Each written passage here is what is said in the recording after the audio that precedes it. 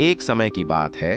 उत्तर भारत के एक शांत और सुंदर गांव सुनहरा के पास एक घना जंगल फैला हुआ था। गांव के लोग उस जंगल से डरते थे, क्योंकि हर पूर्णिमा की रात वहां से एक रहस्यमयी नीली रोशनी उठती थी। बूढ़े बुजुर्ग कहते थे कि ये किसी आत्मा की चेतावनी है, लेकिन किसी ने कभी यह जानने की हिम्मत नहीं की कि वो रोशनी आखिर है क्या। गांव में एक नन्हा और जिज्ञासु लड़का था, अर्जुन। उसकी उम्र केवल 10 साल थी, लेकिन उसका दिल बहुत बहादुर था।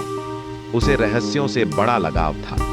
उसने कई बार उस नीली रोशनी को दूर से देखा था, और हर बार उसकी आंखों में सवाल भर जाते थे। एक दिन अर्जुन ने तय किया कि वह खुद उस रोशनी का सच जानने जाएगा।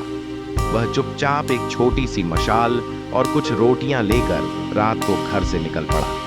जंगल में घुसते ही उसे अजीब सी सरसराहट और जानवरों की आवाजें सुनाई देने लगीं, लेकिन उसका हौसला कम नहीं हुआ। जैसे जैसे वो जंगल के अंदर बढ़ा, रोशनी और भी तेज होती गई। अचानक उसने देखा कि एक पेड़ों से घिरी छोटी सी खुली जगह में एक नीली चमकती रोशनी का गोला मंडरा रहा है। जब वो और पास गया तो देखा कि रोशनी किसी चीज पर झुकी हुई है। वो डरते डरते पास पहुंचा तो देखा वो कोई आत्मा नहीं थी, बल्कि एक परी थी।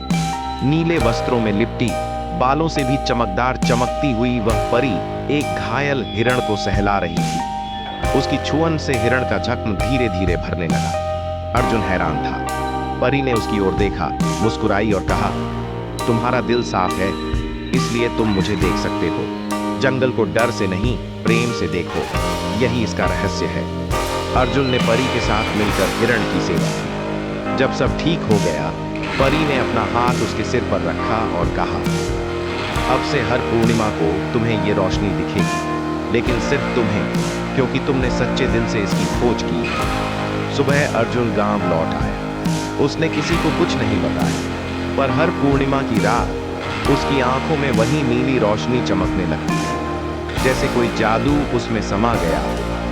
गांव वाले अब भी उस रोशनी को दूर से देखते हैं, लेकिन अर्जुन जानता है कि वो डरावनी नहीं, बल्कि जादुई है।